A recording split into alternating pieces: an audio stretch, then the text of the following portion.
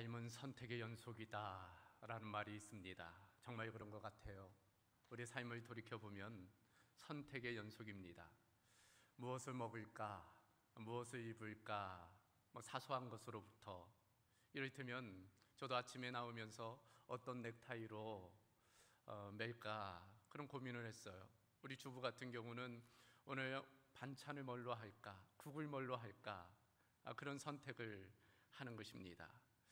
그러한 사소한 문제로부터 어느 학교를 갈까, 어느 직장에 취업할까, 누구와 결혼할까 하는 중요한 문제까지 인생은 선택의 연속이라 할 수 있습니다. 그래서 몇 차례 말씀드렸지만 실존주의 철학자 사르트르가 인생은 B2D이다. B birth, D death.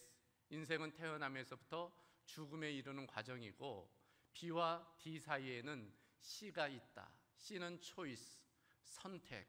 인생은 태어나면서부터 죽음에 이르는 모든 과정이 선택의 연속이다 이야기한 바가 있습니다. 이와 같은 선택적 상황은 반드시 갈등을 낳기 마련입니다. 그러므로 태어나면서부터 죽음에 이르기까지 아침부터 저녁까지 어찌 보면 인생은 갈등의 연속이라고도 말씀할 수 있습니다. 그래서 어찌 보면 살아있다는 것은 갈등한다는 것을 의미해요. 죽으면 갈등할 필요도 없는 것입니다. 문제는 갈등을 잘 다루지 않으면 인생이 고통스럽다는 데 있습니다. 스트레스를 받게 되어 기쁨을, 웃음을 상실하게 되는 것입니다. 인생 자체도 힘든데 갈등까지 겪게 되면 인생은 더욱 힘들어지게 됩니다. 인간관계의 갈등 가운데 엄청난 마음의 자원을 소진하게 되는 것이지요. 그러므로 성공적인 삶, 행복한 삶은 어떤 삶일까? 그 삶은 갈등의 문제를 적절하게 다루는 그런 삶이라 할 수 있습니다. 특별히 그와 같은 갈등 문제를 다루는 능력은 어려서부터 길러야 된다는 것을 우리가 알게 되는 것입니다. 미국에서 한 실험이 있었다고 그래요. 스탠퍼드 대학에서 어린이들 3에서 5세 되는 아이들을 대상으로 실험을 했습니다. 소위 마시멜로 실험입니다. 이미 잘 알려진 실험이기 때문에 아시는 분이 많이 있을 거예요. 3에서 5세 되는 아이들에게 이제 마시멜로를 보여주면서 이것을 지금 당장 먹을 수도 있고, 그러나 먹지 않고 기다리고 내가 다시 돌아올 때까지 기다리면 마시멜로를 하나 더 주겠다, 그렇게 이야기를 하는 거예요. 그러니까 당장 먹을 수 있지만 좀 더 기다리면 또 하나의 마시멜로를 먹을 수 있다고 이야기를 합니다. 그리고 자리를 떠나는 거죠. 관찰하는 거예요. 아이들이 어떻게 반응하는지. 아이들이 갈등하는 거예요. 이것을 당장 먹어버릴까? 아니면 좀 더 기다릴까? 어떻게 되었을까요? 어떤 아이들은 그냥 먹는 아이들도 있고, 어떤 아이들은 먹지 않고 기다린 아이들도 있었다는 것입니다. 중요한 것은 그 실험 자체가 아니라 그 이후에 있었던 결과에 대한 거예요. 15년 정도 지난 후에 그 아이들을 추적 조사해 보았다는 거예요. 그 아이들의 성적, 대인관계 이런 것들을 조사해 봤다는 것입니다. 그 결과가 어떻게 되었을까요? 참고 기다렸던 아이들이 학업 성적이 훨씬 높고 대인관계가 원활하고 또 스트레스를 다루는 능력이 탁월했다는 거예요. 보다 성공적인 행복한 삶을 살고 있더라는 것입니다. 이처럼 갈등 상황을 어떻게 다루느냐, 그것은 그 현재뿐 아니라 그 미래를 결정하는 중요한 요소가 될 수 있는 것입니다. 그러므로 삶에 있어서 이 갈등의 문제를 적절하게 다루는 것이 필요합니다. 오늘 본문을 통해서 우리는 이 갈등의 문제를 다루게 될 거예요. 갈등 상황에 있는 이삭의 모습을 통해서입니다. 이삭은 어떤 갈등의 문제가 있었고 또 어떻게 그 갈등의 문제를 다루었는지를 통해서 우리가 교훈을 얻고자 하는 것입니다. 첫 번째는 이 갈등의 문제는 보편적이라는 거예요. 보편적으로 찾아온다는 것입니다. 보편적이라는 의미가 무엇입니까? 그것은 누구에게나 언제나 이 갈등이 찾아올 수 있다는 것입니다. 남녀노소 지위 고하를 막론하고 또 신앙의 유무와 관계없이 이 갈등 상황은 찾아오기 마련이지요. 또한 평안한 가운데 느닷없이 이 갈등이 찾아오게 하는 것입니다. 일이 잘 풀리다가도 어느 순간 갑자기 문제가 꼬이는 그런 경우도 있는 거예요. 이와 같은 갈등 상황이라는 것이 개인 대 개인 혹은 개인 대 집단, 집단 대 집단, 다양한 형태로 나타나게 됩니다. 오늘 본문 속 주인공인 이삭도 마찬가지였어요. 본문 12절 이하의 말씀을 보면 이렇게 기록되어져 있습니다. 이삭이 그 땅에서 농사하여 그의 100배나 얻었고 여호와께서 복을 주심으로 그 사람이 장대하고 왕성하여 마침내 거부가 되어 양과 소가 떼를 이루고 종이 심히 많음으로. 무슨 이야기입니까? 지금 이삭의 상황이 형통하다는 거예요. 평안하다는 것입니다. 일이 잘 풀리고 있다는 거예요. 그런데 갑작스럽게 문제가 발생해요. 갈등 상황이 초래됩니다. 뜻하지 않은 곳에서, 예상하지 않았던 곳에서 일이 일어난 거예요. 어떤 갈등일까요? 블레셋 사람, 특별히 블레셋의 아비멜렉 왕이 이제 이삭이 사용하고 있던 우물을 막아버린 것입니다. 쓸 수 없도록 막아버린 거예요. 여러분, 물이라는 것이 삶에 있어서 가장 중요한 것이잖아요. 물을 먹지 않고서는 살 수가 없단 말이죠. 그런데 그 우물을 막아버린 것입니다. 죽여버리겠다, 그런 것이지요. 그리고 떠나라고 이야기를 하는 것입니다. 지금 왕이 싸움을 걸고 있어요. 그러니까 이삭에게 있어서는 일촉즉발의 위기 상황, 갈등 상황이라 할 수 있습니다. 아무 문제 없던 이삭, 그 이삭에게 이와 같이 느닷없이 갈등이 찾아왔다는 것, 우리는 발견하게 됩니다. 그런데 이삭뿐이 아니에요. 성경을 보면 모든 성경의 인물들 가운데도 이런 어려움들이 찾아옵니다. 갈등이 찾아와요. 최초의 인류인 아담과 하와도 그랬잖아요. 갈등 상황이 초래되었습니다. 선악과를 따먹을 것인가, 따먹지 않을 것인가, 갈등 상황이 초래되었어요. 믿음의 조상 아브라함도 마찬가지입니다. 갈대아 우르를 떠날 것인가, 이삭을 하나님께 바칠 것인가, 갈등이 찾아오게 되지요. 베드로도 마찬가지예요. 베드로를 비롯한 많은 제자들도 마찬가지입니다. 예수님을 따를 것인가, 따르지 않을 것인가, 갈등 상황이 초래되었습니다. 이는 예수님도 마찬가지예요. 십자가를 질 것인가 말 것인가, 그런 갈등이 있었던 것입니다. 이런 것들을 종합해보면 갈등은 누구에게나 또 언제나 찾아올 수 있다는 보편적이라는 것, 우리가 알 수 있습니다. 그 이유는 분명합니다. 우리는 기계가 아니기 때문이에요. 기계라면 갈등할 필요도 없어요. 그러나 하나님께서 우리를 창조하실 때 자유의지를 주셨습니다. 선택하고 판단하고 결정할 그런 결정권을 우리에게 주셨어요. 그러므로 우리는 어떤 상황과 환경에 따라 갈등을 할 수밖에 없는 것입니다. 모양과 색깔만 다를 뿐이죠. 정도와 크기만 다를 뿐입니다. 갈등은 누구에게나 찾아옵니다. 그래요, 예수 믿는다고 갈등이 피해가지 않아요. 오히려 예수님을 믿기 때문에 찾아오는 갈등 상황도 있습니다. 이를테면 술을 마실지 마시지 않을지, 죄를 지을지 지지 않을지, 제사를 행해야 될지 행하지 말아야 될지, 신앙적인 갈등이 있는 거예요. 믿지 않으면, 예수님을 믿지 않으면, 교회 다니지 않으면 굳이 갈등하지 않을 일들, 우리는 갈등 상황에 놓이게 되는 것입니다. 이처럼 갈등은 누구에게나 언제나 일어날 수 있다. 갈등의 보편성을 발견하게 됩니다. 두 번째로 생각해 볼 것은, 그렇다면 갈등이 누구에게나 찾아온다면 갈등을 대하는 태도가 중요하다는 것입니다. 그리고 피할 수 없다면 그것에 대한 태도가 중요해요. 갈등 자체보다 그 문제를 다루는 태도, 자세가 중요한 것입니다. 대부분의 문제가 그렇잖아요. 문제 자체가 문제가 아니라 그것을 대하는 태도가 문제인 것입니다. 그 대하는 태도에 따라서 다른 결과를 가져올 수 있기 때문입니다. 올바른 태도를 가지는 게 그렇기 때문에 중요해요. 갈등을 보는 시각을 바꾸어야 하고 갈등을 대하는 자세를 바꾸어야 됩니다. 그러면 갈등의 문제가 좀 더 쉬워질 수 있어요. 또한 그간에는 보이지 않았던 해결책이 눈에 들어오게 되는 것입니다. 그래서 앤서니 드 멜로라는 분이 그런 이야기를 했어요. 태도 하나를 바꾸자 모든 것이 바뀌었다.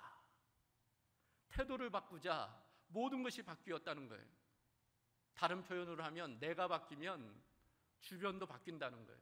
중요한 것은 나에게 달려 있다는 것입니다. 갈등 상황에 대해서 바른 태도가 중요한 거예요. 그렇다면 잘못된 태도는 무엇일까요? 이를테면 원망하는 거예요. 남 탓하는 거죠. 환경 탓하는 것입니다. 갈등에 대한 바른 자세가 아닌 것이지요. 혹은 도피할 수 있어요. 갈등 상황 문제를 피해서 도망칠 수 있습니다. 마치 엘리야가 로뎀나무 아래로 피하였던 것처럼 도망칠 수 있는 거예요. 혹은 갈등이 없는 것처럼 무시할 수도 있고 또한 갈등 상황 가운데 절망하거나 포기할 수 있어요. 그러나 이 모든 것들은 긍정적인 좋은 태도라 할 수 없습니다. 그렇다면 갈등에 대한 좋은 태도는 무엇일까요? 그 문제를 직시하는 거예요. 그리고 그 문제를 극복하고자 하는 결단을 하는 것입니다. 피할 수 없는 갈등 상황이라면 적절하게 다루는 것이 필요하기 때문입니다. 자, 그렇다면 구체적으로 어떻게 해야 될까? 몇 가지를 좀 살펴보겠습니다. 갈등을 풀 수 있는 방법, 그 첫 번째는 갈등의 원인을 찾는 거예요. 무엇이 원인인지, 왜 이런 문제가 발생했는지 그 원인을 찾는 것입니다. 원인을 알 때 해결의 실마리를 찾을 수 있기 때문이에요. 개인 문제인지 이것이 환경 문제인지, 개인 문제라면 내 문제인지 다른 사람의 문제인지, 그것이 성격 문제인지 어떤 금전 문제인지 그 갈등의 원인을 찾아가는 것입니다. 질병도 그렇잖아요. 처방이 앞서서 진료가 먼저예요. 그러니까 그 원인이 무엇인지를 알아야 됩니다. 그래서 엑스레이도 찍고 피검사도 하고 MRI도 하고 진단이 먼저이지요. 그리고 약을 처방하든지 수술을 하든지 치료를 해나가는 것입니다. 원인을 찾는 게 중요한 거예요. 문제는 그 갈등의 원인을 찾는 것이 쉽지 않다는 데 있어요. 매우 복잡하고 다양하기 때문입니다. 겉으로 보기에는 단순한 것 같은데 따져 들어가 보면은 너무나 복잡한 원인이 얽혀 있기 때문이지요. 이것이라고 생각했는데 전혀 다른 원인이 있는 경우가 있기 때문입니다. 여러분, 햄버거 커넥션이라고 햄버거와 지구온난화의 관계에 대한 이야기를 들어보셨는지 모르겠습니다. 우리가 먹는 햄버거, 즐겨 먹는 햄버거가 지구온난화의 주범이라는 거예요. 아니, 어떻게 그럴 수 있을까? 여러분, 이 햄버거를 만들기 위해서는 소고기 패티가 들어가잖아요. 근데 그 소고기 패티를 만들기 위해서는 많은 소고기를 생산해야 돼요. 목축해야 됩니다. 그러기 위해서는 목초지가 필요하고 이를 위해서는 나무들을 벌목한다는 거예요.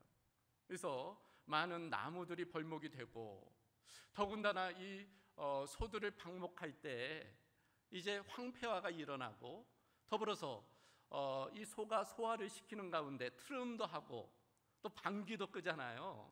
근데 그게 뭐 아무것도 아니라 생각하는데 무려 14억 마리의 소가 1억 톤의 메탄가스를 방출한다는 거예요.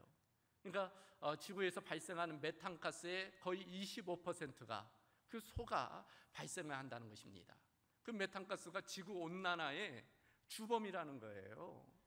그래서 지금 이상기온으로 인해서 많은 폭우도 일어나고 지진도 일어나고 막 이런 일들이 있잖아요. 그러니까 전혀 관계없는 것처럼 보이는, 아니 햄버거가 지구온난화의 주범이 되리라고 누가 생각했겠습니까? 그런데 그럴 수 있다는 거예요. 우리도 마찬가지입니다. 갈등의 원인이 전혀 다른 곳에 있을 수 있는 거예요. 오늘 본문 속 이삭만 봐도 그렇습니다. 겉으로 그 갈등의 원인이 뭐예요? 그 아비멜렉 왕이 그 우물을 흙으로 메웠기 때문이지요.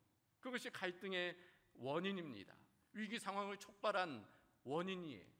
그러나 그렇지만은 않다는 것이 오늘 본문 속 내용 가운데 담겨져 있어요. 14절 말씀을 보면 양과 소가 때를 이루고 종이 심이 많음으로 블레셋 사람이 그를 시기하여. 그러니까 좀 더 근원을 따져가 보면 이 이삭이 잘 되는 것을 이 블레셋 사람들이 시기하고 질투했기 때문이라는 거예요. 다른 원인이 있었다는 것입니다. 그런데 그것만이 아니에요. 더 깊은 차원의 갈등의 원인이 있었던 것입니다. 그것은 바로 영적인 문제, 믿음의 문제였던 것이지요. 그래서 1절, 2절을 보면 이런 내용이 나와 있습니다.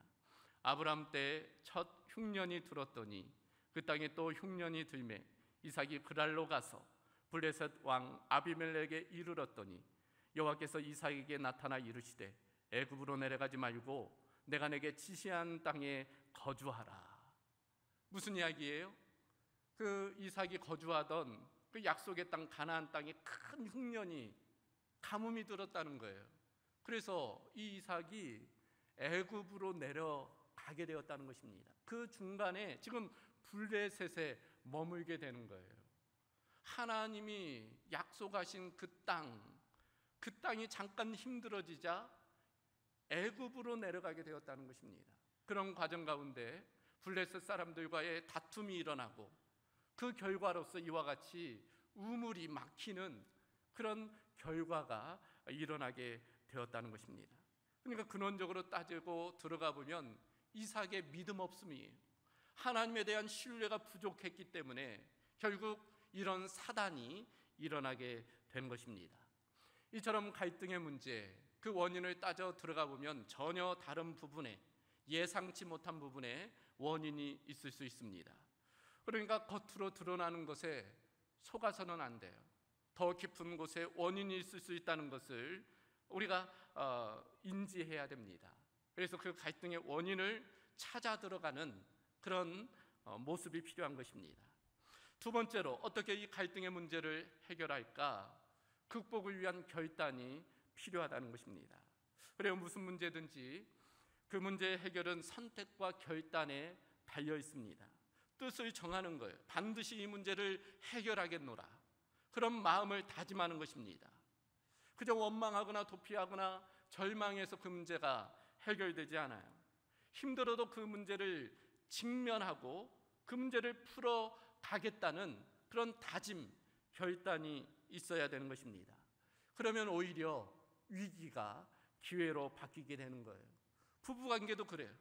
부모와 자녀의 관계도 그렇습니다. 늘상 좋을 수는 없잖아요. 늘상 평안할 수는 없습니다. 갈등의 상황이 일어나요. 그럴 때 어떻게 해야 됩니까? 그 문제에 대해서 진지하게 다루어야 돼요. 그 문제를 함께 고민해야 됩니다. 어물쩍 넘어가는 것이 아니라 그 문제를 해결하겠다는 마음의 결단이 필요하지요. 긁어부스럼이라는 말이 있는데, 물론 때로 어떤 문제들은 시간이 지나면 저절로 해결되는 문제들도 있지요. 시간이 약이 되는 그런 일들도 있습니다. 그러나 대부분의 문제, 대부분의 갈등은 적극적으로 다루어야 돼요. 그렇지 않으면 두고두고 우리의 발목을 잡기 때문입니다. 실제로 갈등의 문제는 그저 묻어둔다고 저절로 사라지지가 않아요. 겉으로는 사라진 것처럼 보이지만 그러나 결정적인 순간에 다시금 그 문제가 나타나게 되는 것입니다. 마치 구정물 같지요. 구정물 그냥 놔두면은 침전돼서 위에는 깨끗해 보여요. 그러나 조금만 건들면 다시금 밑에 있는 오염물질이 일어나게 돼요. 문제가 더 심화되는 것입니다. 그러므로 갈등으로 도피해서는 안 돼요. 갈등을 적극적으로 직면하고 그 문제를 풀어야 됩니다. 물론 어떤 갈등은 다루기 힘든 것도 있어요. 아주 어려운 문제도 있습니다. 그러나 우리가 그 문제를 해결하고자 결단하면 충분히 그 문제를 해결할 수 있습니다. 하나님께서 지혜도 주시고 또한 그것을 해결할 수 있는 통찰도 주시기 때문인 것입니다. 그런 측면에서 그 갈등 극복을 위한 결단이 중요하다. 그것을 우리가 깨닫게 되는 것입니다. 세 번째로 생각해 볼 수 있는 것, 갈등 문제에 대한 성경적인 태도를 갖는 것입니다. 그래요. 성경적인 안목이 필요해요. 성경적인 태도와 안목이라는 것은 신앙적인 태도와 안목을 의미한 것입니다. 그저 막연하게 잘 될 거야, 그런 긍정적인 태도 가지고는 안 돼요. 긍정적인 것과 신앙적인 것은 다른 것입니다. 성경적인 것은 다른 거예요. 그래서 그 갈등의 문제를 대할 때 성경적이고 신앙적인 시각으로 접근하는 것이 필요합니다. 그렇다면 성경적인 태도는 무엇일까요? 간단합니다. 예수님이라면 이와 같은 상황에서 어떻게 하셨을까? 예수님이라면 어떻게 하셨을까? 질문하는 거예요. 그리고 예수님처럼 행동하는 것입니다. 예수님의 관점, 예수님의 시각으로 그 상황을 보고 또 예수님의 마음으로 그 문제를 대하는 거예요. 그것을 다루는 것입니다. 방금 전 간단하다고 말씀드렸지만 사실은 간단하지만은 않죠. 예수님의 마음이 무엇인지를 알아야 하기 때문입니다. 그러기 위해서 우리가 하나님의 말씀을 잘 알아야 돼요. 기도가 중요한 것입니다. 그저 내 감정, 내 생각, 내 경험대로 하는 것이 아니라 예수님이 원하시는 방법대로 하기 위해서는 예수님께 묻고 질문해야 되잖아요. 그런 측면에서 말씀을 많이 묵상하고 또 기도해야 되는 것입니다. 그럴 때 주님께서 그 문제를 다룰 만한 통찰도 지혜도 주시는 것입니다. 이처럼 갈등의 문제를 다루기 위해서 성경적인 태도가 중요한 것입니다. 이제 마지막 한 가지 더 살펴보면 갈등 문제를 해결하기 위한 실천이 필요하지요. 실제적인 노력이 필요한 것입니다. 상대방의 입장에서 한번 생각도 해보고, 그래서 어떤 것은 수용도 하고 이해도 하고 또 양보도 하고 용서도 하고 이제 그런 것들이 필요하죠. 그러나 모든 일에 이해와 용서만 하는 것이 정답은 아니지요. 때로는 상대방을 설득도 하고 이해도 시키고 이제 그런 노력들이 필요합니다. 그러기 위해서는 어쩔 수 없이 땀과 수고가 필요해요. 열정이 들어갈 수밖에 없는 것입니다. 오늘 본문 속 이삭도 마찬가지입니다. 그가 선택한 그 하나님의 방법은 무엇이었습니까? 이삭은 양보를 선택하게 되었지요. 아버지 아브라함이 받던 그 우물을 메우고 떠나라고 했을 때 이삭은 포기하고 떠납니다. 더불어서 20절 21절을 보면 또 다른 우물을 파지요. 에색이라는 우물을 파는데 또 블레셋 사람들이 와서 그 우물을 빼앗아 갑니다. 그런데 그것을 또 양보해요. 그리고 또 하나의 우물을 파게 되지요. 그런데 또 와서 그것을 빼앗아 갑니다. 그런 일들을 여러 번 경험했지만 이 이삭은 양보하고 그것을 내려놓게 되는 것이지요. 쉽지 않은 일이었습니다. 손해보는 일이기 때문이에요. 그러나 갈등 상황 가운데 이삭은 자기의 뜻을 관철하거나 주장하기보다는 양보를 선택하게 됩니다. 어떻게 그럴 수 있었을까? 하나님에 대한 신뢰가 있었기 때문이지요. 하나님께 맡기는 것이었습니다. 부당한 일이지만 그러나 하나님께 맡겼기 때문에 그런 양보를 할 수 있었던 것이지요. 전적인 하나님에 대한 신뢰, 그 신뢰 가운데 신앙적인 결단을 한 것입니다. 그런 측면에서 우리도 마찬가지예요. 어느 측면에 있어서는 포기할 건 포기해야 돼. 양보할 것은 양보해야 됩니다. 그런 측면에서 신앙적인 결단과 노력이 필요하다는 것, 오늘 이삭을 통해서 우리가 배울 수 있는 교훈이라 할 수 있습니다. 세 번째로, 그러나 이런 양보로만 끝나지 않는다는 거예요. 갈등을 잘 해결하면 성장과 성숙을 이루게 된다는 것입니다. 그래요. 이를테면 자신의 성품과 인격이 성숙하게 되지요. 갈등을 거치면서 그것을 다루면서 우리의 믿음도 자라게 되고 성품도 인격도 자라게 되는 것입니다. 더불어 다른 사람과의 관계도 친밀하게 돼요. 그렇잖아요. 비가 온 다음에 땅이 굳어진다고 갈등 상황이 단지 사람과의 관계를 깨는 것만은 아니에요. 그걸 잘 다루게 되면 오히려 관계가 친밀하게 되는 것입니다. 밀접하게 되는 거예요. 더 나아가 하나님께 대한 믿음도 커져 나갈 수 있는 것입니다. 오늘 본문 이삭 그것을 우리에게 보여주고 있어요.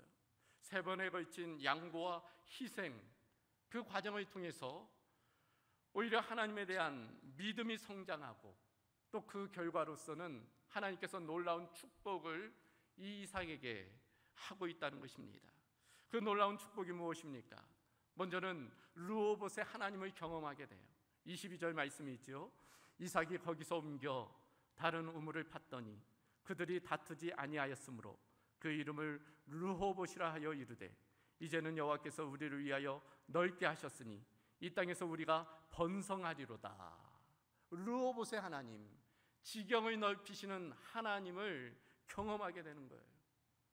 이 갈등 상황을 믿음으로 해결하지 않았다면 경험하지 못했을 그 하나님의 은혜를 이삭이 경험하게 된 것입니다.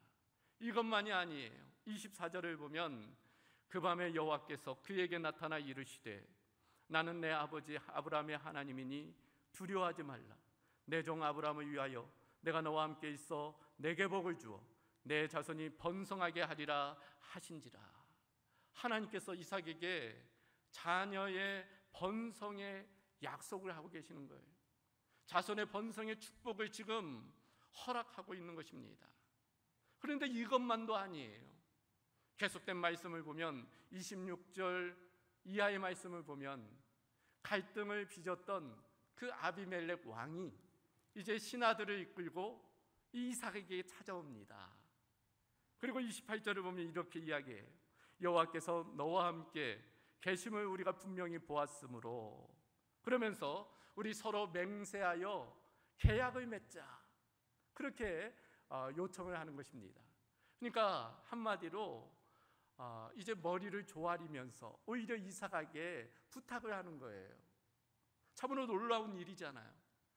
그렇게 다툼을 빚고 갈등을 빚었던 사람이 이삭이 신앙적인 태도로 그 갈등의 문제를 다루자 결국에는 그 이삭에게 무릎을 꿇는 그런 모습을 보이고 있다는 것입니다.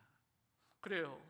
우리가 이 갈등의 상황을 믿음으로 신앙적으로 잘 다루기만 하면 그 결과는 성숙과 성장과 또 하나님의 은혜를 경험할 수 있다는 것, 그것을 오늘 이삭을 통해서 우리가 발견하게 되는 것입니다. 시편 37편 5절 이하의 말씀, 내 길을 여호와께 맡기라. 그를 의지하면 그가 이루시고 내 의를 빛과 같이 나타내시며 내 공의를 정오의 빛같이 하시리로다. 우리가 하나님께 의지하고 우리의 모든 문제를 하나님께 맡기면 하나님께서 최선으로 그 문제를 역사하신다는 것, 우리에게 말씀해 주고 있는 것입니다. 성도 여러분, 성도 여러분의 갈등은 무엇입니까? 어떤 갈등이 여러분 가운데 놓여 있습니까? 오늘 말씀을 통해서 그 갈등의 문제를 잘 다룰 때 오히려 성장하고 또 성숙해 되는 은혜가 있을 줄로 믿습니다. 그런 은혜가 우리 가운데 있기를 주님의 이름으로 소망합니다. 이제 말씀을 정리합니다. 여러분, 하나님께서는 까닭 없이 갈등을 우리에게 주시지 않습니다. 갈등 문제만 잘 다루어도 우리는 성장하고 성숙할 수 있어요. 삶을 복되게 하는 진주, 그것이 바로 갈등입니다. 이 갈등이 우리의 내면에 성숙을 가져와요. 대인관계를 더 성장하게 만듭니다. 하나님과의 관계도 더 밀도를 높여가는 거예요. 그런 측면에서 우리가 갈등 상황 가운데 뜻하지 않은 그 하나님의 은혜를 경험케 되는 줄로 믿습니다. 그런 차원에서 우리가 갈등의 상황을 오히려 기회로 전환시키는 은혜가 있기를 주님의 은혜로, 주님의 이름으로 소망합니다. 감사하신 아버지 하나님, 오늘 이삭의 모습을 통해서 우리가 갈등의 문제를 어떻게 다루어야 할지 교훈해 주심을 감사합니다. 때때로 찾아오는 갈등의 상황 가운데 그저 인간적인 판단, 인간적인 결정으로 행하지 아니하게 하시고 주님께서는 어떻게 하셨을까 하는 마음으로, 신앙적인 태도로 그 문제를 다루게 하여 주셔서 우리가 오히려 갈등을 통해서 성장하고 또 성숙하는 계기가 되도록 주여 인도하여 주시옵소서. 예수 그리스도의 이름으로 기도하옵나이다. 아멘.